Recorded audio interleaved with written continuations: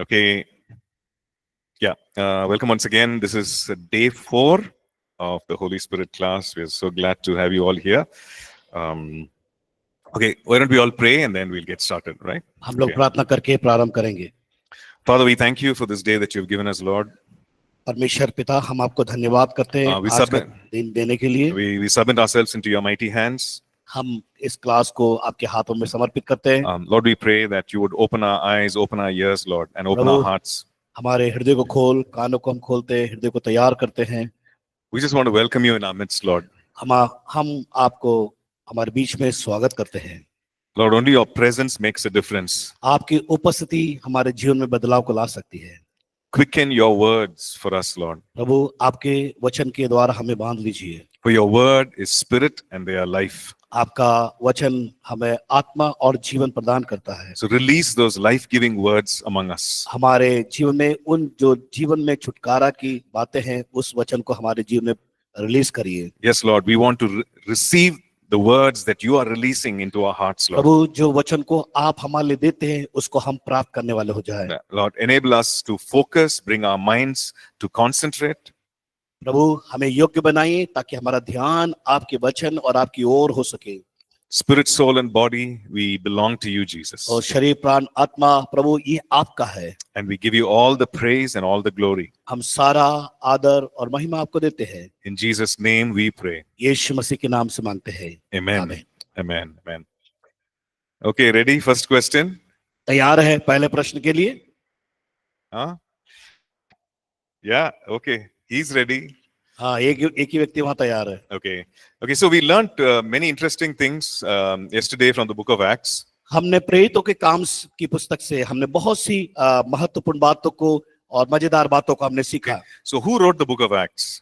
प्रेरितों काम की पुस्तक को किसने लिखा? It's the disciple by name Luke. और मैंने इस बात को बताया था, जो यीशु का जो चेला था वो है लूक, उसने इसको लिखा। He's the one who wrote the Gospel of Luke also. और उसने लूका रचित समाचार को भी साथ साथ में लिखा। And he put together an orderly account of everything that was happening. और उसने बड़ा क्रमानुसार उन बातों को लिखा जो यीशु मसीह के समय हुआ था, उसके समय काल में। And in many places he was the eyewitness for what was happening. और कई बार वो उसने अपनी आंखों से जो देखा उसको देखकर उसने लिखा। Because he was part of the team that was traveling. क्योंकि वो यात्रा करने वाले उस टीम में, वो दल में था। And so we have this amazing adventure that the Holy Spirit takes these people on. और एक अच्छी बात है कि देखते हैं उस यात्रा के दौरान यहाँ पर बहुत से अद्भुत कामों को हम देखने पाते हैं। Okay? So in all that we read yesterday, जो वचन हमने कल के दिन पढ़े थे, what did you understand about the baptism of the Holy Spirit? आप उस वचन में से जो पवित्र आत्मा का जो बपतिस्मा है उसके बारे में आप क्या समझ पाए? Okay. What is the baptism of the Holy Spirit? पवित्र आत्मा का बपतिस्मा क्या है, तो बता सकते हैं? Brother, what is Yes. the baptism of the Holy Spirit? पवित्र आत्मा का बपतिस्मा क्या है? बताइए बताइए बताइए बताइए, पवित्र आत्मा का बपतिस्मा क्या है?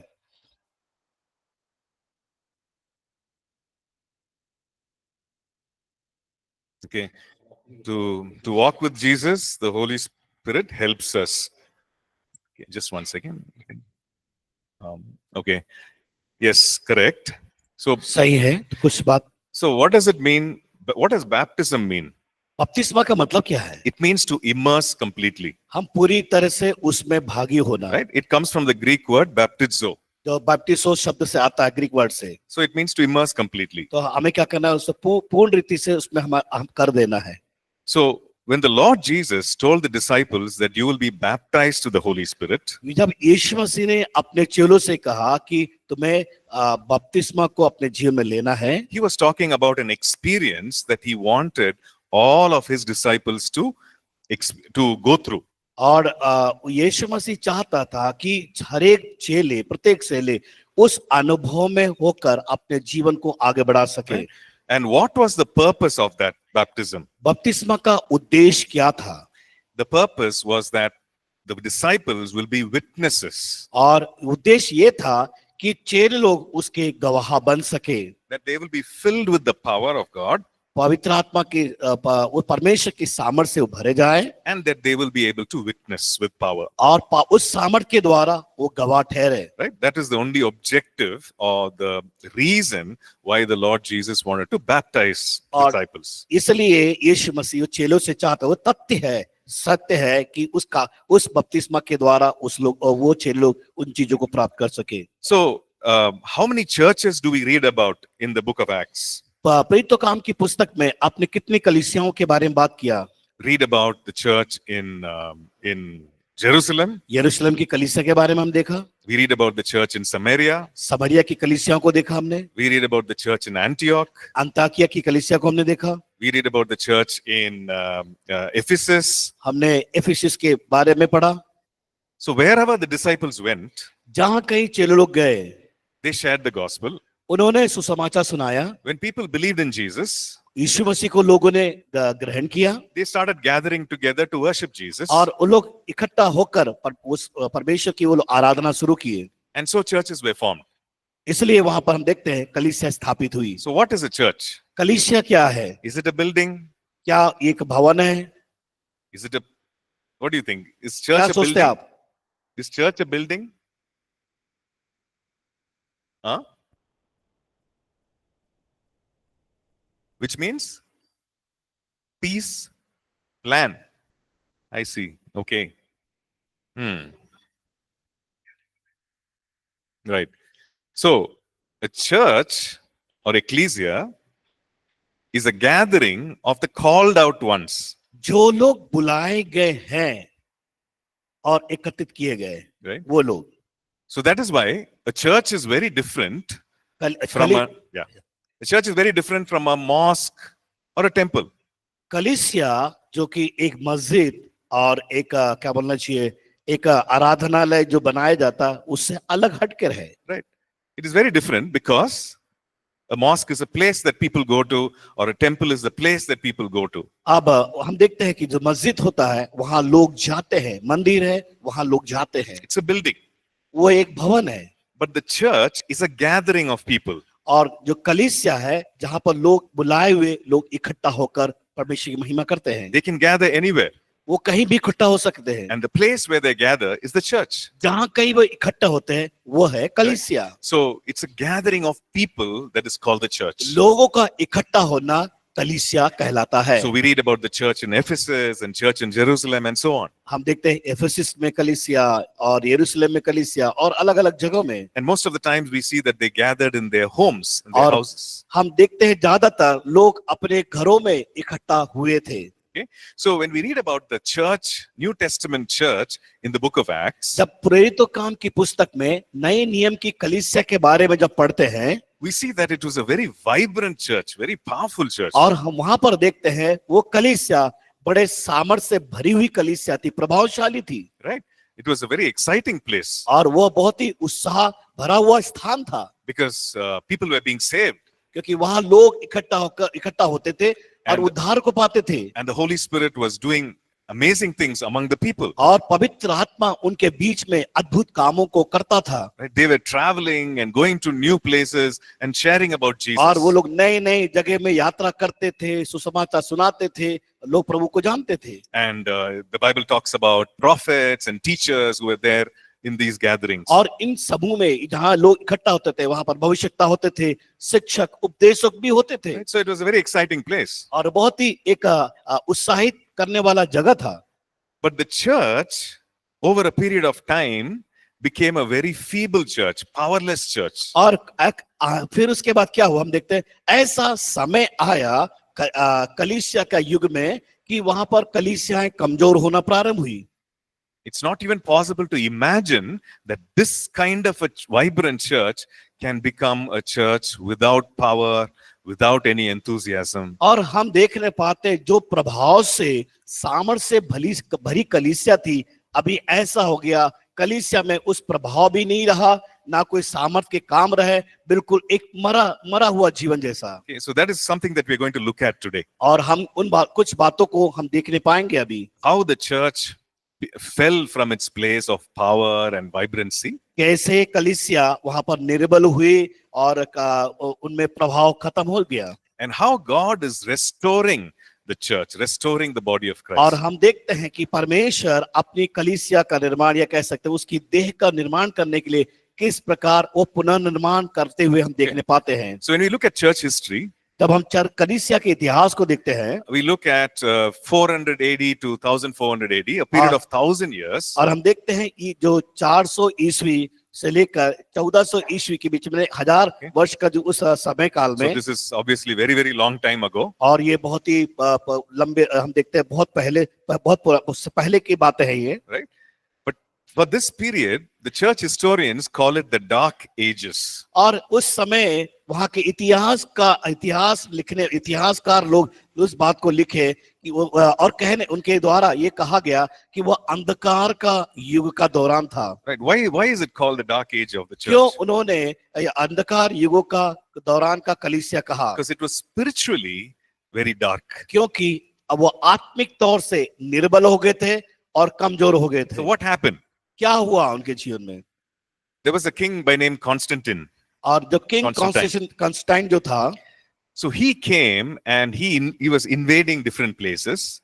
He was invading different places. हाँ, वो अलग अलग जगहों में वो अपना काम को करता था। But he had an experience. और उसके जीवन में ये अनुभव को हम देखने पाते हैं। And because of that experience, उसके अनुभव के द्वारा he said, whichever place where he was ruling, everyone should become a Christian.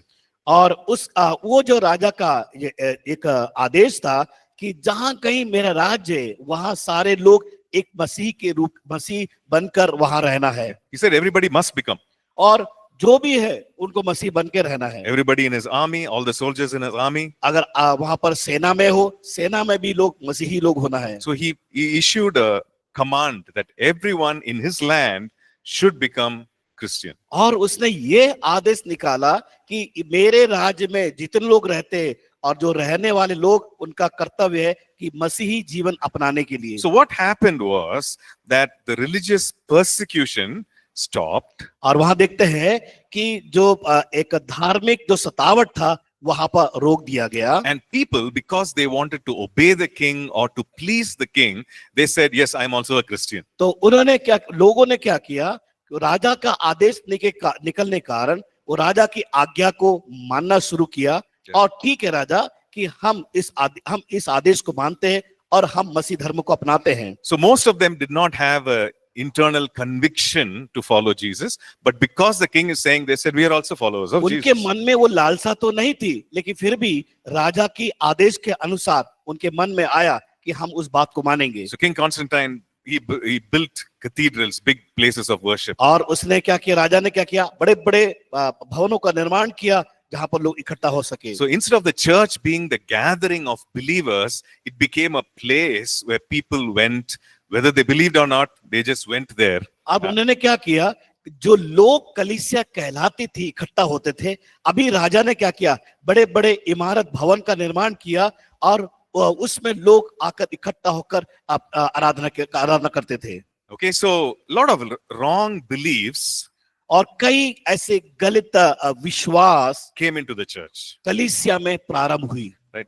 Praying for the saints. और संतों के लिए प्रार्थना करना, Praying for those people who are already dead and gone. और जो लोग मर गए हैं उनकी आत्माओं के लिए प्रार्थना करना। Worship of the earthly mother of Jesus, और Mary. लोगों ने क्या किया कि इस धरती पर जो माताएं थी, माँ थी, उनकी उपासना करना शुरू किया। And these and many other worship of idols also within the church. और कलीसिया के अंदर ही ऐसे बहुत सी उपासना लोगों ने प्रारंभ की। Right? So the word of God was not given importance. और during his उन्होंने time. परमेश्वर के वचन, जो वो मसीह थे, लेकिन उन्होंने परमेश्वर के वचन को महत्व नहीं दिया। People were not teaching the word. वो लोग वचन को नहीं सिखा रहे थे। But the word of God was not read, the word of God was not taught. और परमेश्वर के वचन को नहीं पढ़ते थे और परमेश्वर के वचन को नहीं सिखाया जाता था।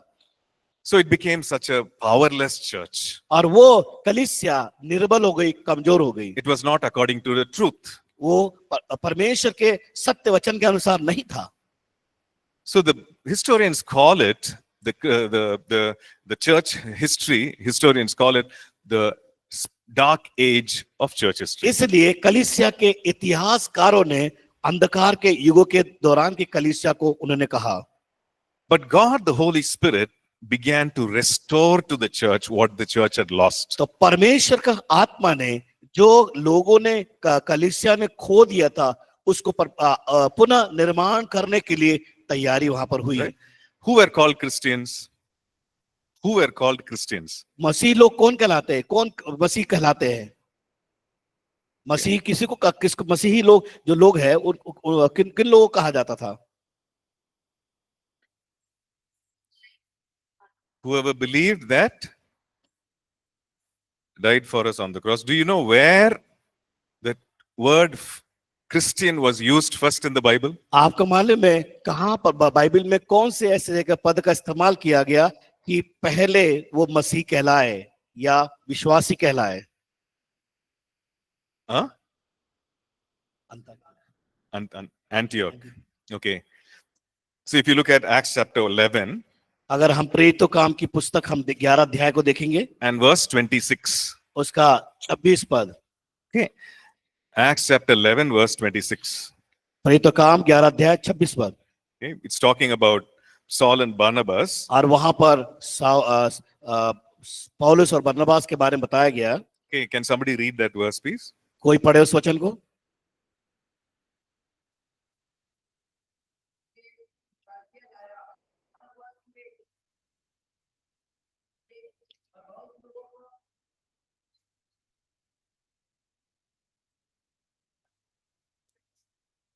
Right. So the disciples were called Christians. और देखते हैं कि चेले लोग वहां पर मसीह कहलाए। Right? They were not called Christians because their name was Mark or John or any, Christian name. अब देखते हैं कि चेलों के जो नाम थे मार्क और जो भी उनके नाम थे उसके अनुसार वो मसीह नहीं कहलाए। They were not called Christians because they went to church. और वो कलीसिया जाते थे इसलिए वो मसीह नहीं कहलाए। They were called Christians because they were disciples of the Lord Jesus. और मसीह इसलिए कहलाए क्योंकि वो यीशु मसीह के चेले होने के कारण। So that's the definition of a Christian. और ये है मसीह होने की परिभाषा। One who is a disciple of the Lord Jesus. और परिभाषा ये है जो व्यक्ति चेला है और वो मसीह है। Right? But during the dark ages, लेकिन अंधकार के युग के समय it became fashionable for people to call themselves Christians. और बड़ा वहां पर देखते हैं कि एक फैशन हो गया था मसीह कहकर पुकारने के लिए। Because that's the religion of the king. क्योंकि वो राजा का आदेश था। And they wanted to please the king and obey the king. और वो राजा को प्रसन्न करना चाहते थे और उसको खुश करना चाहते थे। So whether they were disciples of the Lord or not, they still called themselves as Christians. और वो यीशु मसीह के चेले तो नहीं थे लेकिन फिर भी वो अपने आप को मसीह कहलाने के लिए राजा की बात को माना। So because of this, a lot of nominal Christianity came into the church. और देखते हैं कलीसिया में एक साधारण मसीह के रूप में लोग कहलाना शुरू किए गए। Right? A lot of wrong beliefs, wrong ideas. कई गलत तरीका, गलत विश्वास के कारण। In fact, church history talks about how there were licenses issued to commit sin. और वहां पर देखते हैं License was given to commit sin. उनका वहां ऐसा समय था वहां पर उनको अधिकार या लाइसेंस दिया गया पापों को करने के लिए। Okay, to ride a bike on the road, you need a license, right?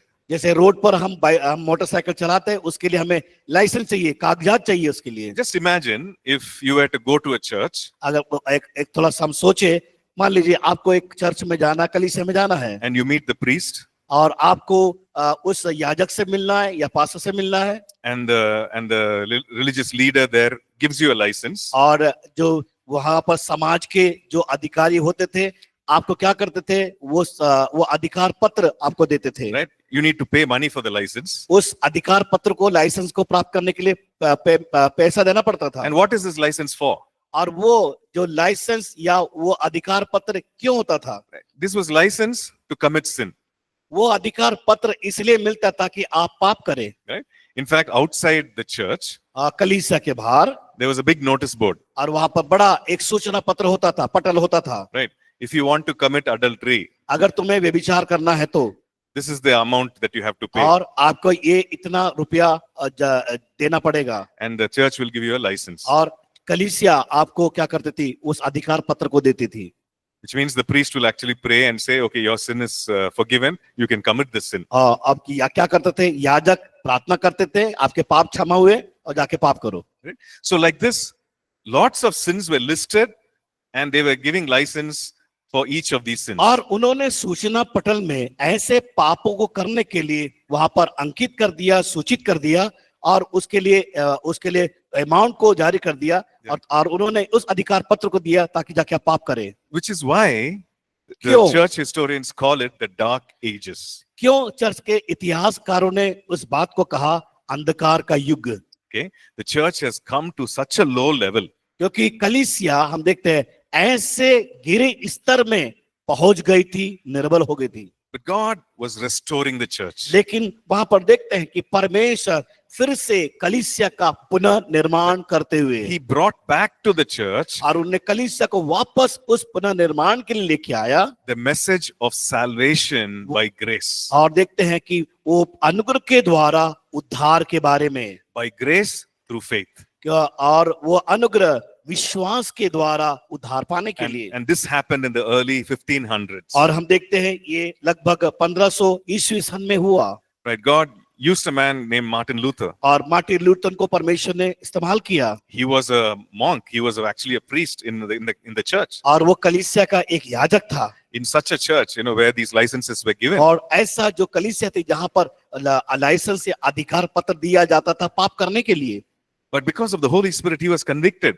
और हम देखते हैं कि पवित्र आत्मा के द्वारा उसने उस बात को अंगीकार कर लिया, स्वीकार कर लिया। Right? He was reading the book of Romans, जब वो रोमी की पत्री को पढ़ रहा था, where it talks about how there is no condemnation to those who are in Christ और जो Jesus, मसीह यीशु में उन पर कोई दंड की आज्ञा नहीं, उस विषय पर वो बात पढ़ रहा था। and that salvation is a free gift. और जो उद्धार एक मुफ्त में है करके बताया गया। Right? So he read all that and he said, hey, something is wrong. और उसने इस बात को पढ़ा, उसके मन में आया कि कुछ ना कुछ गलत हमारे बीच में हो रहा है। What we are doing is wrong. हम जो कुछ कर रहे हैं गलत कर रहे हैं। And so he started talking to people. इसलिए उसने क्या किया, लोगों से वार्तालाप करना शुरू किया। Right? He went and told them, hey, what the Bible says is something different और from what we are practicing. लोगों से कहना शुरू किया, देखो बाइबल में लिखा है जो काम हम कर रहे हैं वो बाइबल के विरोध में हम कर रहे हैं। And so people did not like it. और लोगों ने उनको पसंद करना छोड़ दिया। Right? But then he went and made up a big list of things that were wrong with the church. और उसने क्या किया, बैठकर एक बड़ी सूची बनाई जो कलीसिया गलत कर रही थी। Right? Things that needed to change. तो उन्होंने इस बात को कहा कि हमें ये चीज बातों को बदलना है। And he nailed it to the door of the church. और उसने कलीसिया के जो कलीसिया भवन के सामने सूचना पटल के वहां उसने लगा दिया। Okay. And we call that whole movement the Reformation. और वहां पर हम देखते हैं कि पूरा वहां पर एक आंदोलन, हम उस आंदोलन को देखते हैं उनके द्वारा। So people started hearing the message of salvation again. और फिर से लोग उद्धार उस अनुग्रह के उद्धार के बारे में सुनना प्रारंभ किए। Even before Martin Luther, there were few others that God used to bring this message of salvation. और मार्टिन लूथर के पहले भी कुछ लोगों को परमेश्वर ने ये संदेश, ये समाचार दिया। But it really became a movement during Martin Luther's time. हम देखते हैं कि मार्टिन लूथर के समय ये आंदोलन प्रारंभ हुआ। And in the church, there was no understanding of water baptism. और हम देखते हैं कलीसिया में ये भी हुआ कि वहां पर बपतिस्मा के बारे, जल के बपतिस्मा के बारे में मतभेद थे। People had forgotten लोग भूल गए थे because it was not being preached. क्योंकि वो वहां पर उस विषय पर प्रचार किया नहीं गया। It was not being preached because people did not read the word. क्योंकि इसलिए प्रचार नहीं किया गया, देखते लोग वचन नहीं पढ़ रहे थे, ना वो लोग पढ़ के सुनाते थे।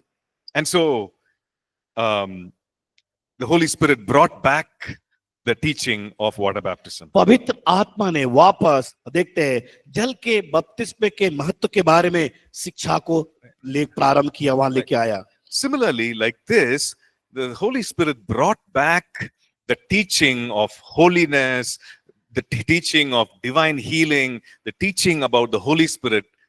और All these were brought back to the church. हम देखते हैं पवित्र आत्मा ने पवित्रीकरण के बारे में, पवित्र जीवन जीने के बारे में, पवित्र आत्मा के मार्गदर्शन में चलने के बारे में, ये सारी बातों को वापस उस कलीसिया में शिक्षा के माध्यम से लेके आए. And then, we read about it and then we call it the restorative moves of the Holy Spirit. और हम देखते हैं वहां पर पवित्रीकरण का आंदोलन उस कलीसिया में वापस आना प्रारंभ हुआ. Right? All these teachings, all these revelation, God bringing back to the church. और देखते हैं कि सारे जो प्रकटीकरण, प्रकाशन, धार्मिकता के बारे में वापस कलीसिया में आना, शिक्षा आना प्रारंभ हुई. About the gifts of the Spirit. और पवित्र आत्मा के वरदान के बारे में. About the fivefold ministry. और 5 प्रकार की सेवकाई के बारे में. And also the teaching about the fact that every saint of God, every believer of God is called for ministry. और वहां पर ऐसी शिक्षा आई पवित्र आत्मा के द्वारा कि परमेश्वर ने सभी लोगों को बुलाया है उसकी सेवा को करने के लिए. The ministry could be in the marketplace or the ministry could be in the church, but God has called everyone to minister. और सभी लोग को ये वचन के द्वारा उत्साहित किया गया कि चाहे हम कोई भी स्थान में कहीं पर भी हो, हम सबको या हम प्रत्येक को परमेश्वर ने बुलाया उसकी सेवा करने के लिए, उसका संदेश सुनाने के लिए. Right? So we call this the restorative moves of the Holy Spirit. और हम देखते हैं यहाँ पर एक जो होलीनेस आंदोलन या उसका सुरक्षा का, सामर्थ का, प्रकाशन का आंदोलन हम देखते हैं. Okay? So that was chapter 6. और ये हमने 8वें अध्याय में हमने देखा. So now we move on to how the Holy Spirit works in different kinds of people. और हम देखते हैं कि कैसे पवित्र आत्मा अलग अलग लोगों के जीवन में काम करता है. Like what does the Holy Spirit do in a sinner's life? और पवित्र आत्मा एक पापी के जीवन में किस प्रकार काम करता है. And what does this Holy Spirit do in a believer's life? और एक पवित्र आत्मा विश्वासी के जीवन के अंदर किस प्रकार कैसे काम करता है. Right? Okay, let's look at John chapter 16 and verses 8 to 11. हम देखेंगे यूहन्ना रचित सुसमाचार उसका 8 अध्याय 16 अध्याय 8 से 11 पद में. Okay, can somebody read it कोई please? एक जन पढ़े. John chapter 16 यूहन्ना 16 अध्याय verses 8 to 11. उसका 8 से 11 पद.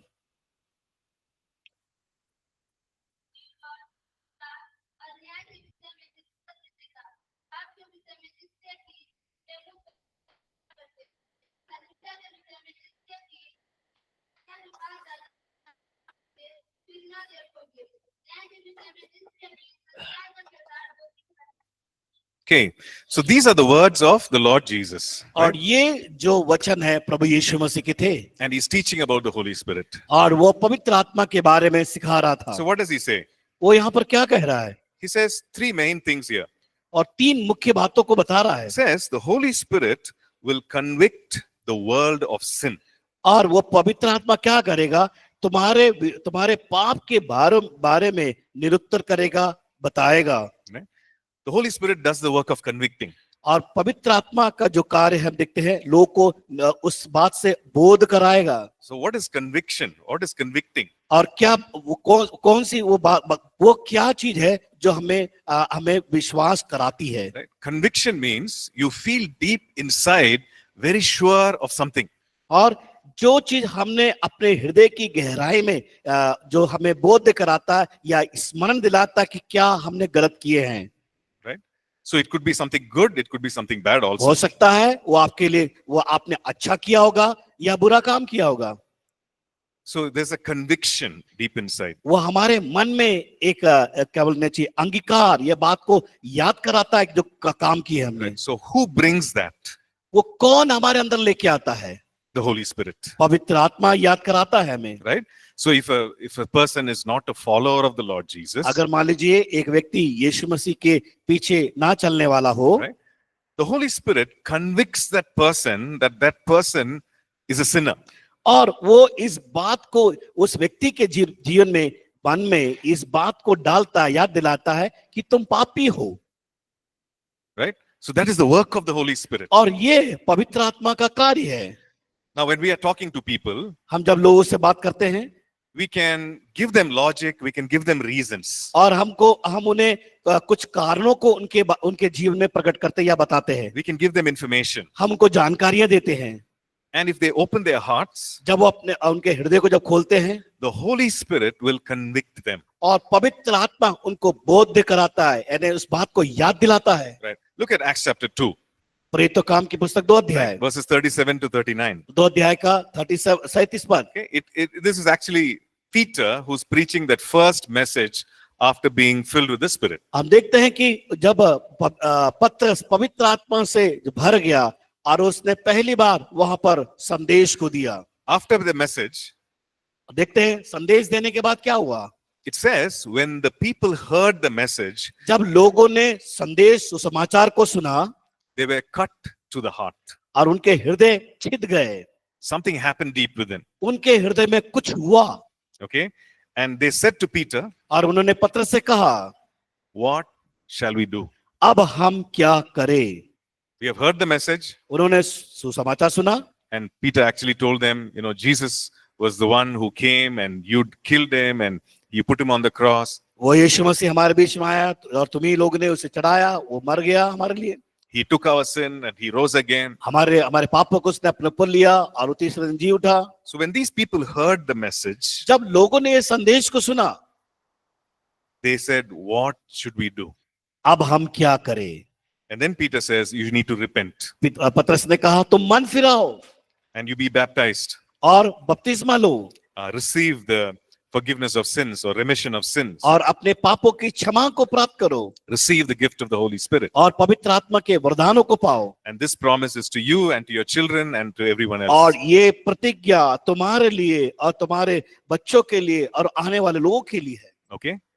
So who brought about that conviction? और ये मन फिराव की बात या परिवर्तन की बात को किसने लेके आया। When people heard, जब लोगों ने सुना, when they were listening to intently to the message, जो बड़े ध्यान से बड़े धैर्य के साथ जो वचन को सुन रहे थे, the Holy Spirit spoke to them. पवित्र आत्मा ने उनसे बातचीत किया So they were convicted. और उन्होंने अपने मन को परिवर्तन किया। The Holy Spirit can bring conviction पवित्र आत्मा मन फिराव को लाता है and convict us of sin, और पापों के उस बातों को दर्शाता, बोध कराता है, but it depends on us how we respond. और हमारी जिम्मेदारी है कि हम उसका प्रति उत्तर कैसे देते हैं।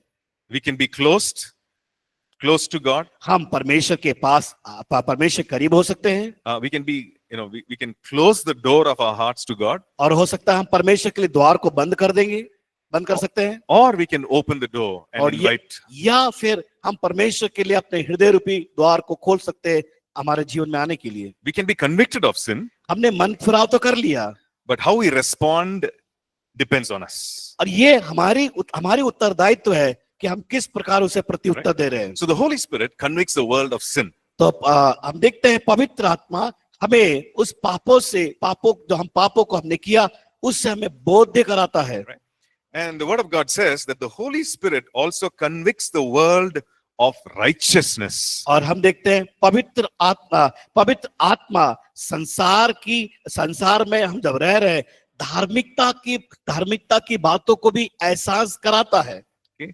So that's what the Lord Jesus said. और यीशु मसीह ने कहा In that same verse 8, और 8वें पद में, that the Holy Spirit will convict the world of righteousness. और वो क्या करेगा, पवित्र आत्मा तुम्हारे अंदर धार्मिकता को लेके आएगा। So what is righteousness? धार्मिकता क्या है? The right thing to do.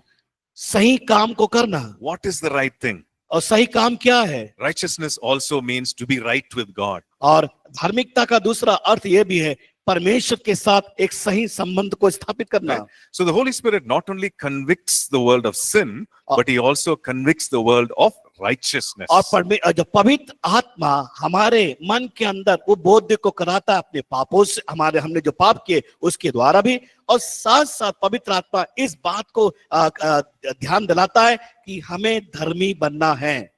He convicts us, gives us the conviction inside our heart. हमारे मन के अंदर उस मन फिराव को डालता है ताकि हम धर्मी बन सके। And what is that conviction? That this is the right thing to do, to follow Jesus. और मन फिराव क्या है कि ये सही कार्य है इसे करने के लिए या मसीह के साथ रिश्ता बनाने के लिए। right? So that is also the work of the Holy Spirit. और ये भी पवित्र आत्मा का कार्य है। And the Lord Jesus also said that the Holy Spirit convicts the world of judgment. और पवित्र हम देखते हैं यीशु मसीह इस बात को बता रहा है कि पवित्र आत्मा संसार को न्याय का एहसास दिलाता है। Right? He convicts the world that he convicts us that there will be a consequence for one's action. और पवित्र आत्मा हमारे अंदर इस बात को एहसास दिलाता है और परिणामों को समझने के लिए, That there is a judgment. और एक न्याय है, न्याय के बारे में। And so the Holy Spirit convicts us of और that. पवित्र आत्मा एहसास दिलाता है। Okay. The fourth thing that we see mentioned here, हम जो चौथी बात को हम देखते हैं यहाँ पर जो दर्शाया गया है, right? We see that the Holy Spirit testifies of Jesus. पवित्र आत्मा यीशु की गवाही को देता है। Okay.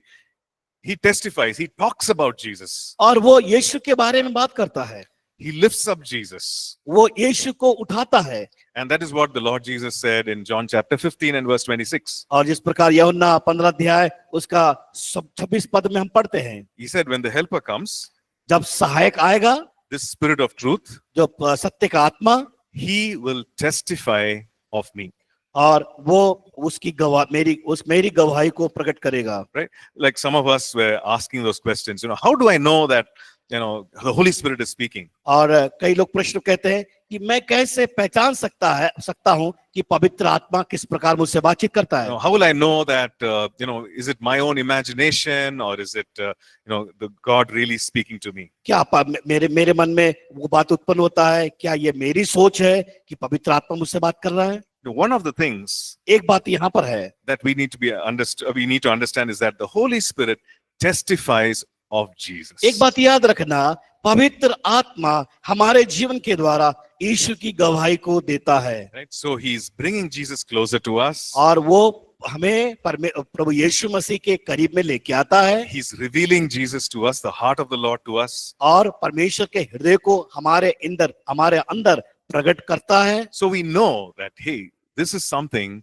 that God is speaking. और हम तब जानते हैं कि परमेश्वर हमसे बातचीत करता है। This is one of the things that we can use to know that is God really speaking to me. और इस बात से हमें इस बात को एहसास करना है कि पवित्र आत्मा मेरे अंदर उस बात को बोध करा रहा है या एहसास करा रहा है। The Holy Spirit also enables the person to say Jesus is Lord. और पवित्र आत्मा लोग को तैयार करता है कि यीशु मसीह मेरा उद्धारकर्ता के रूप में, Right? Jesus is indeed the Lord. और प्रभु यीशु मसीह मेरे लिए कार्य करता है। Right? That person has that internal conviction. और वो पवित्र आत्मा देखते हैं उसके अंदर एक आंतरिक बदलाव या परिवर्तन को लेके आता And है। this is brought about by the Holy Spirit. और ये सारी बातें पवित्र आत्मा कार्य करती है। What about a believer? और अब हम देखते हैं विश्वासी, A believer, अब विश्वासी के बारे में देखते हैं वो क्या है। right? So all of us are believers. हम सब विश्वासी हैं, We believe in the Lord Jesus. हम प्रभु यीशु मसीह पर विश्वास करते हैं। Yes or no? हाँ, करते हैं या नहीं? Yeah. So we believe in him. हम उस पर विश्वास करते हैं, We are following the Lord Jesus. हम उसके पीछे चलते हैं। Does the Holy Spirit work in our life? क्या पवित्र आत्मा हमारे जीवन में काम करता है? Right? Yes. But the very first thing that the Holy Spirit does is to make sure that we are born again. पहली बार पवित्र आत्मा हमारे अंदर इस बात को याद दिलाता है, काम करता है कि हमने नया जन्म प्राप्त किया है। When we receive Jesus into our hearts, जब हम अपने हृदय में यीशु मसीह को उद्धारकर्ता के रूप में ग्रहण करते हैं, the Lord said, one Prabhu must be born again. परमेश्वर का वचन कहता है कि तुम्हें आत्मा के द्वारा नया जन्म प्राप्त करना है। He was talking about a spiritual birth. और यहाँ पर वो इस बात को दर्शा रहा है आत्मिक जन्म के बारे में। But he was not talking about a physical birth. वो शारीरिक जन्म के बारे में नहीं बात कर रहा है। Like, to whom was Jesus teaching this? Do you understand? Yeah? आप समझ पा रहे हैं कि यीशु मसीह किसको सिखा रहा है?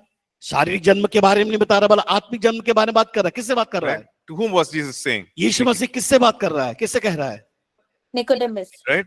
Yeah. Where is it found? This conversation in ये the Bible? वार्तालाप बाइबल में हम कहाँ पाते हैं? कहाँ देखते हैं बाइबल में यीशु मसीह और उस व्यक्ति के कौन से पुस्तक में है?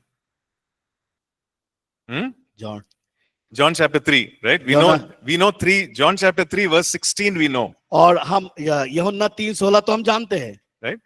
It is in John chapter 3 before these verses. हम देखते हैं 16 पद के पहले वार्तालाप देखते हैं यीशु मसीह और उस व्यक्ति के साथ, Right? He's having this conversation and he tells Nicodemus, और वो निकोदेमुस से यीशु मसीह कहता है, and he explains to Nicodemus that that which is born of the flesh is flesh, which means there is a natural birth. और हम और वहां पर हम ये पाते हैं यीशु मसीह उससे कहता है जो शरीर से जन्मा है वो शरीर है, But there is something called a spiritual birth. लेकिन वहां पर एक दूसरा जो बात है आत्मा के जन्म के बारे में, And that spiritual birth is brought about by the Holy Spirit. और वो आत्मा के द्वारा जन्म लेना वो पवित्र आत्मा के द्वारा लाया गया है, He's the one who brings or makes that spiritual birth possible. और वो पवित्र आत्मा हमारे अंदर आत्मिक जन्म को लेके आता है प्राप्त करने के लिए, Right? Okay. So the Holy Spirit does that. पवित्र आत्मा वो काम को करता है। And the Holy Spirit also, if you look at Romans chapter 8, अगर हम verse देखते हैं 15. पवित्र आत्मा और क्या करता है, रोमी के पत्र 8 अध्याय, okay, Romans 8 and verse 15, उसका 8 अध्याय उसका 15 पद, okay, it says, something.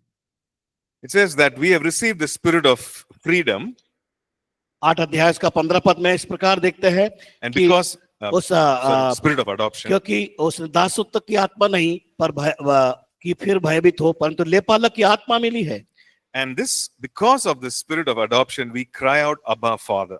और लेपालकपन की आत्मा मिली है ताकि हम हे अब्बा हे पिता करके उसको Right? पुकारें। And verse 16 says और 16 पद में लिखा है that the Spirit Himself bears witness with our spirit. और आत्मा आप ही हमारी आत्मा के साथ गवाही देता है कि हम परमेश्वर के संतान हैं। Okay, what does it say?